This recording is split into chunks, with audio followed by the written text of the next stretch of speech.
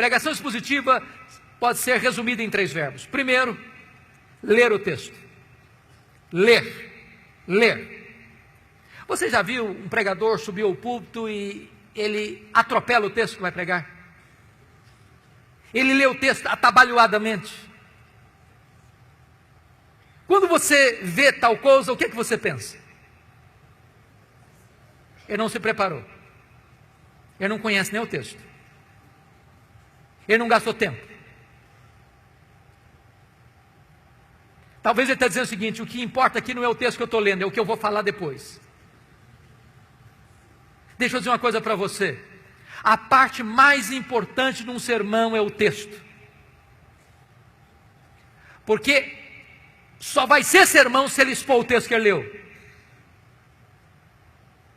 Então é uma recomendação: leia o texto 1 vez, 5 vezes, 10 vezes, 20 vezes. Leia. Deixe que esse texto entre em você. Se possível, decore o texto.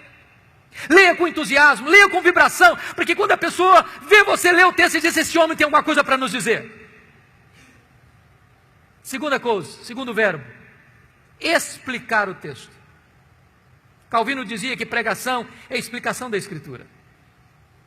A não ser que você explique o texto, você não pregou. Você conhece aquele tipo de pregador que lê o texto, vai embora do texto e nunca mais volta para o texto? Ele viaja, faz viagens internacionais e espaciais. E você pergunta: meu Deus, mas por que ele leu esse texto?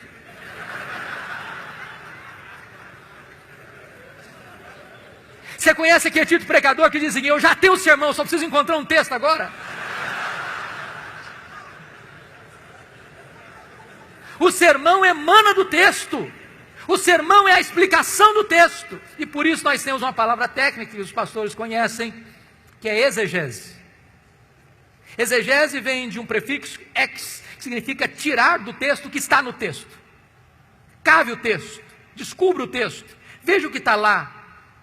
E às vezes nós não encontramos essas pepitas de ouro na superfície, é preciso cavar. Esse é o papel do pregador: ir para o texto, perguntar ao texto, mergulhar no texto, descobrir as riquezas do texto, trazer isso à tona. Sabe, irmãos, quando uma igreja se acostuma com pregação expositiva, ela não quer mastigar palha mais. Depois que ela descobre a riqueza da Escritura, ela não tolera mais escutar sermão que não seja focado na Escritura, que exponha a Escritura. O contrário de exegese é exegese.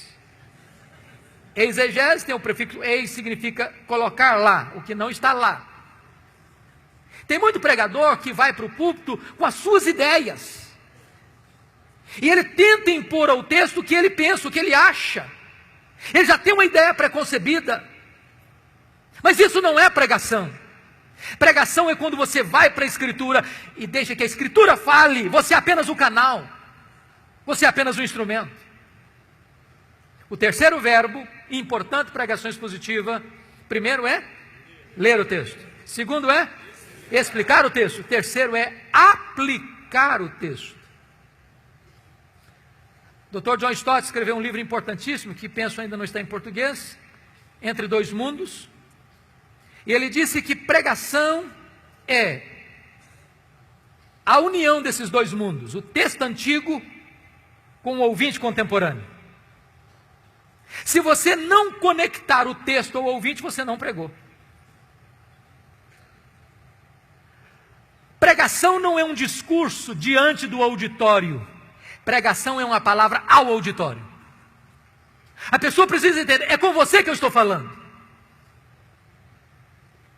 É como aquele pregador que foi pregar em João 10 e falou sobre a ovelha, falou sobre o pastor, falou sobre os lobos, falou sobre os campos, falou sobre os prados, falou sobre as águas, falou sobre a grama verde, falou sobre a lã da ovelha, falou e terminou o seu sermão depois de 1 hora, há 2000 anos, lá nas pastagens da Palestina. E o auditório perguntou: e daí? E daí? Isso tem a ver comigo? Pregação precisa ter aplicação.